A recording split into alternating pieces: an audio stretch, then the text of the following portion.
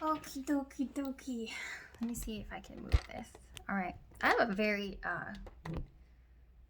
very special message today.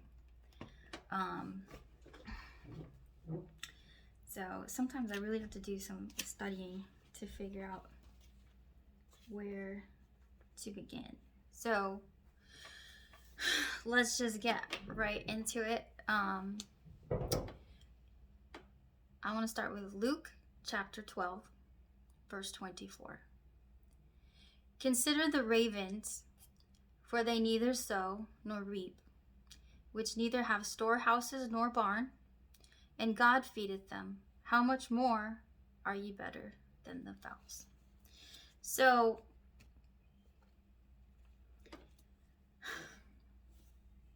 you don't have to worry.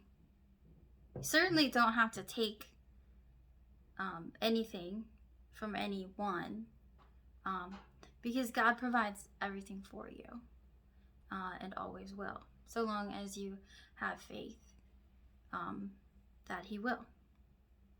And for some of us, it takes a long time to really learn that. And but if you want to know that it's true, He will prove it to you. So this is why we have the Bible. This is why we have a written guide, because if we don't give ourselves a daily reminder of the wisdom that God has to offer us, it's so easy to forget. And so, that's why we have to continue in prayer and take everything to God, because when you maintain that connection, you always know what to do. And it takes a conscious effort and a constant practice to always know what to do. Because when you cut yourself off, then you just don't know what to do. It's so hard to have faith if you don't always know the way to go. So consider the Bible, I think, like this. When I was in high school, I was part of like a new thing. It was virtual high school, and there were only a few people in this class. So basically, it was the like introduction to online classes in our school, and it was a history course. And I don't remember how many people. I think there were like 3 or 4 of us in the, maybe more, maybe less. I don't know. Maybe somebody else remembers. Can remind me. And there wasn't even a teacher for this class, and so the librarian taught this class, and her name was Miss Street, and she was a super smart lady. And I wish I could remember. I thought I would always remember the name of this class, but it was a history course, and basically, the purpose was like to examine like what parts of history were true and what parts were not, and who decided that was the truth. So it was really cool. Miss Street had a brother, and he was actually the sheriff of the town that we lived in. And way back in I don't know how many years it was ago, but tragedy struck this little town, and it was so scary because I was living in Northern Virginia, and I got a phone call in the middle of the night from the Dade County Sheriff's Department, I think was who called me. And the only thing that they could tell me is that my brother had been in an accident with 2 others, And the only thing that they could tell me was that 2 of them were medevac to the hospital, and 1 of them went in an ambulance. And that was so scary because she couldn't tell me which was which. And then, because I was the person that they could get a hold of, then I had to pick up the phone and call my mother and tell my mother this news. And that was so hard to do. You know, it was devastating. It was shocking. And, you know, so then we took this long drive. It was like, well, with my mom driving, it was 8 hours. It should have been 10, but my mom is a speed demon. Pun intended. And she had just quit smoking. So that was scary for me because, you know, like, you're kind of walking on eggshells, like, the whole way there. There was a lot of tension. And we didn't know, you know, what we were going to find. So I just kind of shut up and enjoyed the ride and let my mom drive. And she did such a great job. Honestly, I was so proud of her. She had those, like, nicotine lozenges, and she did great. Anyway, when we got to the hospital, my stepmom, who is a nurse and wonderful, wonderful lady, told me, now, Mandy, when you see your brother, don't expect him to look like your brother. And even though she warned me, when I saw my brother, even though I felt like I was calm in my body, and I, like, was mentally processing, my body had a reaction that I didn't expect to have. Because it was so overwhelming. Like, there's no way to process. Like, you know what your brother's supposed to look like. And you know that somebody just warned you and said, don't expect to see what your brother's supposed to look like. And I don't know if you've ever seen a burn victim. But I have a picture of it, actually. Like, I don't want to, nobody wants to see that. But my body processed this information in a way that my brain could not. And so I got dizzy and nauseous, even though I thought I was processing it just fine. I nearly fainted. I didn't, but I came really close. And she was right. Like, it was shocking. Sometimes things are shocking even if you don't realize that you're in shock. So it was a tough thing to go through. So what had happened was it was the change of seasons, and it had been warm outside. And then as the weather got colder, they started closing the windows, and there was a slow gas leak that had built up in the walls of the house. And so at that critical point, the gas had built up so much that when one of the 3 young men who were in this house, I think, lit a cigarette, and the house exploded. Like, roof flew off, like, the house, it was burnt to a crisp. And so miraculously, all 3 of them lived. Ultimately, I believe one of them passed away in another accident.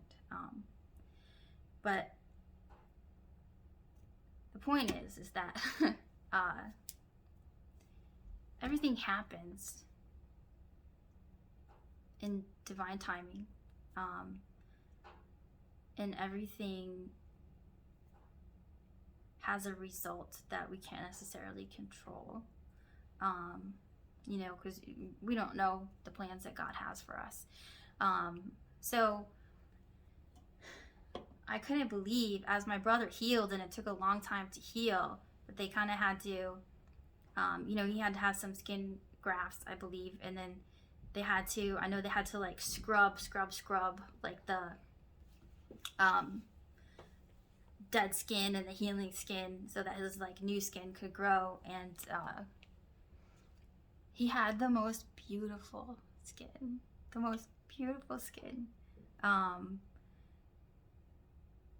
after that. Like, it was incredible. Like, it was noticeable. He was just glowing. And what ultimately came out of the situation, and I don't know if that affected his choice, but I'm so proud of my brother. I'm so proud of him. And instead of taking this experience on as a burden, and I know there was some, like, it wasn't their fault. They didn't own the house. It was, you know, the responsibility of the owner to maintain the house. And I know, like, there was a beginning of a lawsuit, and I don't know what ultimately happened. But all three of those kids blew up in that house and nearly lost their lives. And that kind of trauma, you know, like, what's the just reward for that? What? Are you kidding me? And I don't know that any of them, you know, were compensated at all. I don't know that it was possible. But my brother took that experience and, you know, however in his way processed that experience, instead of carrying it like a burden. He grew up and became a fireman. And so he took that and turned it into something wonderful, and he transmuted that experience into being a freaking hero. And he is a hero to me, especially. And I know that he's onto something, you know, he has bigger and better things going now. But you know, and he was a leader in that industry, and he was good at what he did. And I'm so proud of him. So, Joey, wherever you are, so proud of you. I love you so much. So going back to this new class in my high school that I was taking, and taught by Miss Street, the librarian at school. Her brother was the sheriff in that town.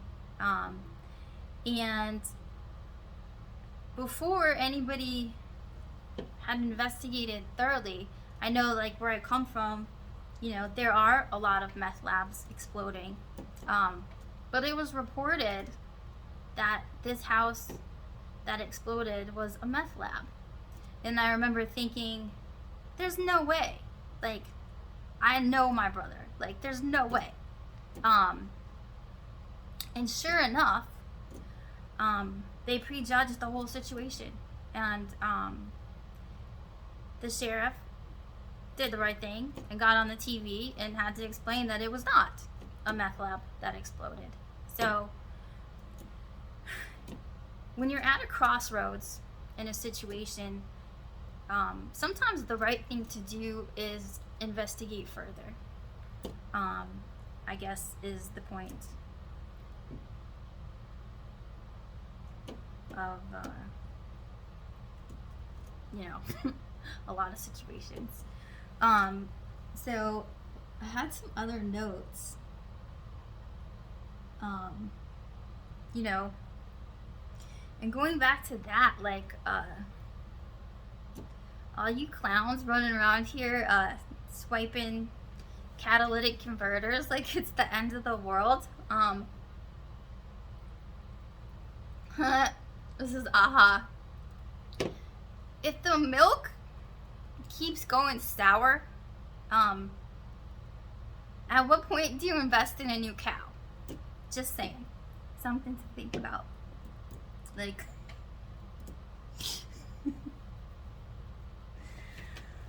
yay. You know. And that being said, and I think I'm going to split this up, actually, because I have some errands to run. So, for right now, because pretty soon I'm going to start doing these live so we can have active comments. So, I actually have a challenge for anybody who's listening, because I think it's an important one. And I was wondering myself, and so I asked my dad a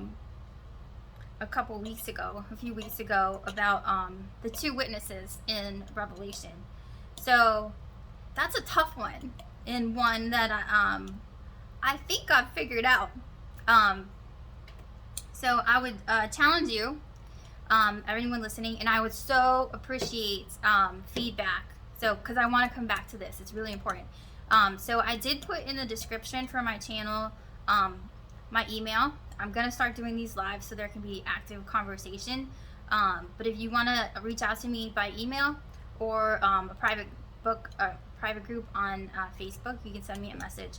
But I would challenge you to find and identify the two witnesses that are described in the book of Revelation. I think it's 11.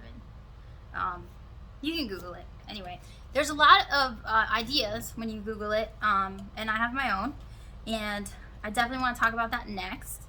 So that's going to be enough for now. I'm going to put the rest on hold. But I love you so much. I hope this is as interesting to you as it is for me.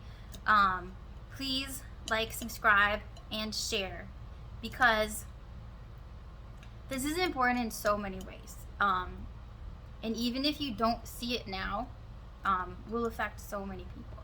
So do me a favor, please. Like, share, subscribe, spread this message. Please participate and get back to me in finding out who are the two witnesses in the book of Revelation. I love you. Have a wonderful day. See you next time.